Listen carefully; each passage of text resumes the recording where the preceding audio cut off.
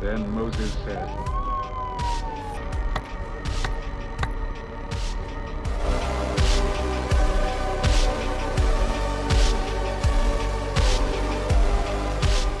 Justo como lo esperabas, el tercer capítulo de la tercera temporada de Euphoria finalmente está aquí, donde veremos la boda del año, o mejor dicho, la boda del engaño, y seremos testigos de cómo el villano creado en la secundaria finalmente recibe una dosis de justicia, pero ahora la muerte le sigue, y será momento de ver si tiene las agallas para hacer lo necesario. Por otro lado, Rue estaba amando su nuevo empleo cuando el fantasma del pasado decide sacarla del juego. Pero antes de meternos en la historia, déjame robarte unos segundos para agradecerle a los miembros del Club Élite en Minutos por su apoyo. Sin ellos nada de esto sería posible, y también para invitarte a ser parte de la familia, disfrutando de contenido exclusivo cada semana, y para ello solo debes darle clic al botón unirse aquí abajo.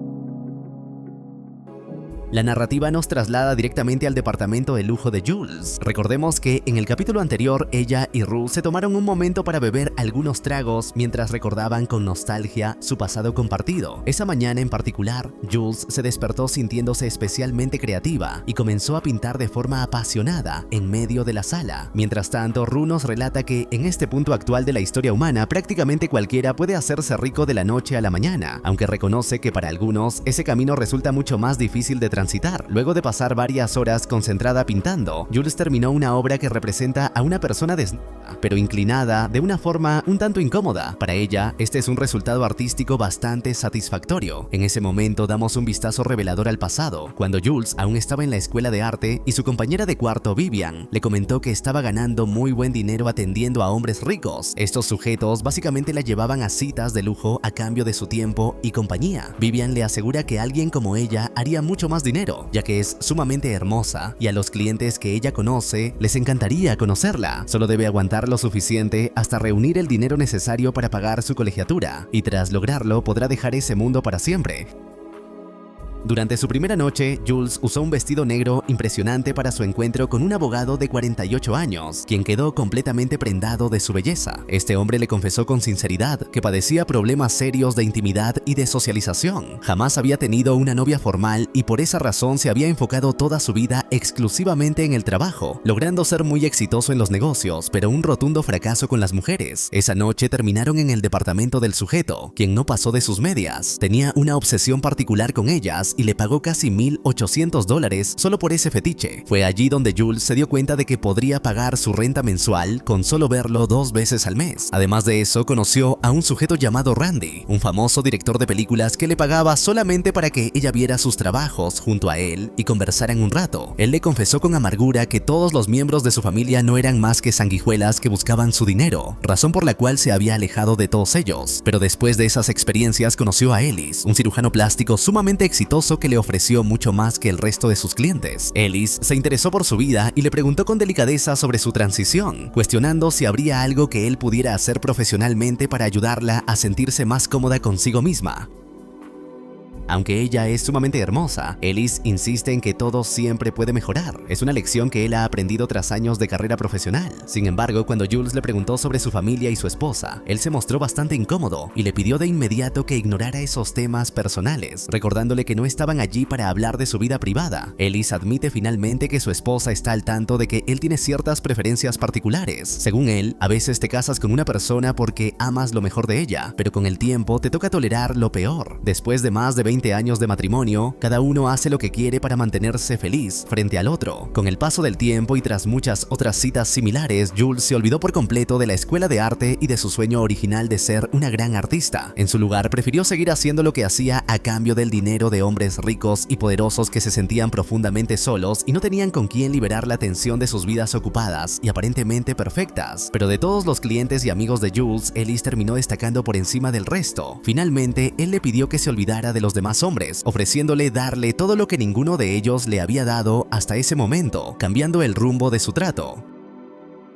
Jules se puso a la orden del día y complacía a su anfitrión en absolutamente todo lo que él le pedía, por muy extraño o inusual que eso pudiera parecerle en un principio. Por su parte, él se encargó personalmente de que el cuerpo de ella fuera completamente perfecto, utilizando sus habilidades quirúrgicas para culminar el trabajo físico que Dios no terminó de hacer. En el caso de Rue, ella regresó finalmente al bar de Álamo. Allí, durante la primera noche del fin de semana, somos testigos de la presentación de Rosalía que tanto estábamos esperando y que se nos quedó a deber en el capítulo anterior. Mientras Rosalía se robaba los corazones de todos los clientes en el escenario principal, Rue se ganaba su parte del dinero realizando negocios clandestinos en la parte trasera del local. Ahora ya no estaba encargada de distribuir sustancias prohibidas, sino de algo mucho más peligroso que tiene la capacidad de matarte de forma considerablemente más rápida. Álamo y su equipo estaban vendiendo armas de fuego y poseían un arsenal entero impreso en 3D que funcionaba de manera impecable. Cada una de estas piezas se vendía por el doble del valor de una convencional, debido a su naturaleza indetectable. La chica se aprendió cada detalle técnico de las armas a la perfección y desarrolló una capacidad excepcional para venderlas, asegurándose una jugosa comisión por cada unidad que abandonaba el edificio.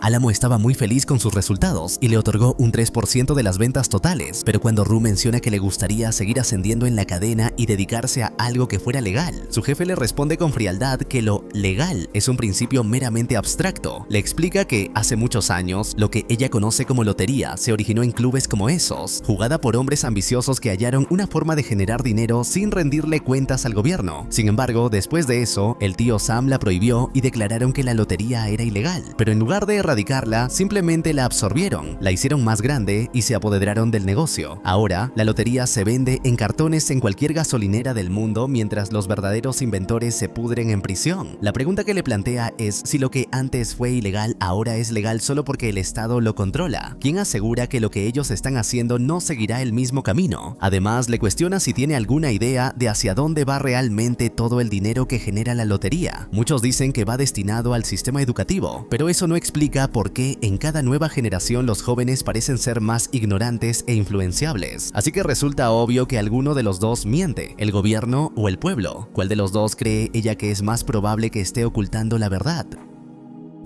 Álamo le asegura con desprecio que ese sistema de moralidad que le está afectando la mente no es más que basura. Según su visión, lo único que importa realmente en este mundo es el poder, y la única forma de acumularlo es acumulando dinero. Por lo tanto, ella va por el camino correcto. Le dice que cuando tenga el dinero suficiente para no depender de nadie más, dejará de importarle lo que es legal o ilegal. Unos segundos después, un grito rompe la atmósfera desde el fondo del bar. Al levantar la mirada, ven a un cerdo entrando por la puerta trasera. El animal se defeca y se orina sobre la alfombra de Álamo, algo que no le agrada en absoluto, por lo que saca su arma y le dispara desde el otro lado del club, salpicando de sangre a una de las chicas. Álamo es consciente de que él mismo fue quien inició el caos al disparar, pero ahora tiene un cerdo muerto sobre su alfombra y la mancha de sangre será imposible de quitar. Reemplazarla le costará unos cuantos miles de dólares, y eso lo pone furioso. En ese instante desvía su atención hacia Rue y le pregunta con frialdad qué es lo que Lori adora más en este mundo. La escena cambia abruptamente para mostrarnos a Lori disfrutando del amanecer junto a su mejor amigo, su pájaro blanco, que la ha acompañado fielmente durante muchos años.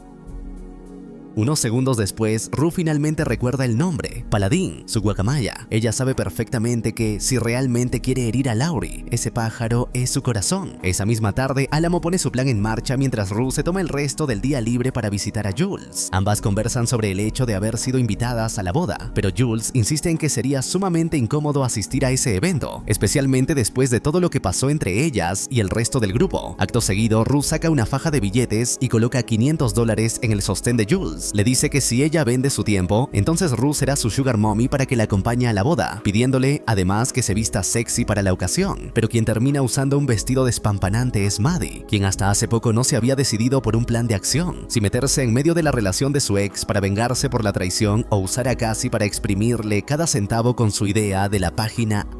El evento resultó ser exactamente como Cassie lo planeó. Los $50,000 en flores adornaban cada rincón, pero lo que realmente acaparaba todas las miradas era el vestido de Maddie, quien no dejó absolutamente nada a la imaginación. En el caso de Jules, ella usó un atuendo similar y Rue se aseguró de que destacara entre la multitud, pero mientras tanto en el baño, Nate estaba al borde de un ataque de pánico. Respiraba dentro de una bolsa de papel y luchaba internamente con la impulsiva idea de salir huyendo y olvidarse de todo. Sin embargo, a medida que la ceremonia daba inicio, las cosas tomaron su curso natural y Nate terminó parado justo en el altar, esperando a que su futura esposa apareciera luciendo tan hermosa como siempre. A medida que Cassie recorre el pasillo frente a todos los invitados, su madre no deja de parlotear sobre lo horrible que fue su propio matrimonio y cómo su vida se arruinó por completo al decir sí, logrando que su hija comience a llorar incluso antes de que la boda empiece formalmente. Pero a pesar de lo inestable que está su madre, Cassie lleva a cabo su plan y Nate también se muestra decidido a convertirla en su esposa, besándola apasionadamente tras el consentimiento mutuo, mientras todos aplauden la unión. De vuelta con Laurie, ella recibe una llamada de Alamo avisándole que enviará a Rue por mercancía. Él finge querer dejar todo en el pasado y continuar con el negocio, pero en realidad los chicos planean secuestrar a Rue apenas ponga un pie en el lugar. La llamada llega solo unos minutos después y ella se ve obligada a abandonar la boda para dirigirse a casa de Laurie. Aunque la situación le resultaba sumamente extraña, no podía permitirse el lujo de negarse. Mientras tanto, Jules y Maddie daban vueltas en sus cabezas buscando la forma de acercarse a la feliz pareja para felicitarlos sin que el gesto pareciera una total hipocresía. Unos minutos más tarde, Cal toma el micrófono para dar su discurso y el whisky comienza a hablar por él. Aunque todos los presentes esperaban que lo arruinara todo con un escándalo, el mensaje termina no siendo tan malo, lo que provoca que Jules sienta una pizca de empatía y se acerque finalmente a saludarlo. La conversación resulta ser mucho más refrescante ahora que Cal no siente la presión de aparentar nada. Él le pide disculpas sinceramente por haberla grabado aquella noche en que todo sucedió, asegurándole que no tenía intenciones malvadas, sino que simplemente quería recordar el momento de vez en cuando. Por su parte, Jules se siente aliviada de que la policía nunca la llamara para testificar en su contra, algo que Cal también agradece profundamente, ya que habría odiado arruinarle la vida de forma permanente. Todo esto fue posible gracias a Nate, quien se encargó de extraer el video de ella antes de que la cinta se convirtiera oficialmente en evidencia judicial. Por desgracia, ahora su vida es mucho peor. Está en el registro de delincuentes sexuales y su reputación se fue por el caño. No puede conseguir ni una caja donde dormir sin tener que notificárselo a las autoridades y para colmo le gusta demasiado el capitalismo como para irse a otro lado. Sin embargo, al menos ahora sus conversaciones con Nate no están llenas de mentiras. Al mismo tiempo que eso sucede, Rue conduce hacia la casa de Laurie para cumplir con el encargo cuando recibe una llamada de Fesco desde la cárcel. Ella no lo duda y acepta los cargos para poder hablar con él. Pero antes de saber lo que Fesco tiene para decirle, regresamos a la boda de inmediato para ver el momento en que el viejo, al que Nate le debe una gran cantidad de dinero, aparece para felicitarlo. Le dice que jamás vio tantas flores en su vida y que seguramente se gastó una pequeña fortuna solo en eso. Nassim se presenta formalmente con Cassie y luego le menciona a Nate con un tono gélido que el tiempo se terminó. Él está allí bebiendo champaña, comiendo caviar y disfrutando de la vida mientras debe una suma enorme, y Nassim ya se cansó de ser amable. Nassim se retira, no sin antes advertirle que, aunque solían ser amigos, ahora se encargará de convertir su vida en una auténtica pesadilla. Asegura que Nate verá cómo todo su mundo arde hasta que no quede nada. Unos segundos después, la hermana de Cassie se acerca para preguntarle si todo está bien. Ella responde que sí, que es el día de su boda y todo es perfecto, pero su rostro, bañado en lágrimas y reflejando un terror puro, cuenta una historia totalmente distinta. Nassim abandona la fiesta y poco después, la pareja se dirige a la pista de baile para realizar la coreografía que practicaron durante semanas, dejando a todos los invitados boquiabiertos. Sin embargo, en la intimidad del baile, Cassie no deja de llorar mientras le pregunta desesperadamente a Nate cuánto dinero debe exactamente. Verlos en ese estado de aparente felicidad desata algo oscuro en Maddie, quien en lo más profundo de su ser desearía haber sido ella la que estuviera en ese altar. El rencor comienza a crecer sin control. Cassie le suplica a Nate que no quiere ser pobre, que no está dispuesta a reducir gastos ni a renunciar a la vida de lujos que siempre soñó, pero la realidad es que no hay mucho que puedan hacer ahora mismo. Nassim resultó ser mucho más peligroso de lo que aparentaba y Nate simplemente no cuenta con el dinero para saldar la deuda.